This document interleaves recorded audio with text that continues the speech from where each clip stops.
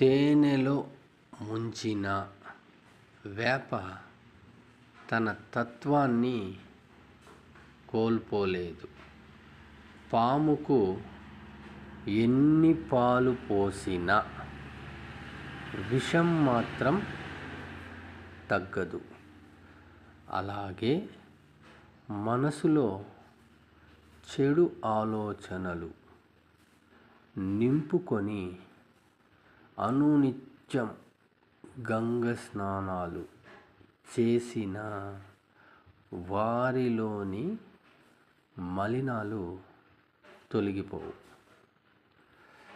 చెడు గుణం, కపట బుద్ధి, ఎదుటి వారిని మోసం చేసే అలవాటు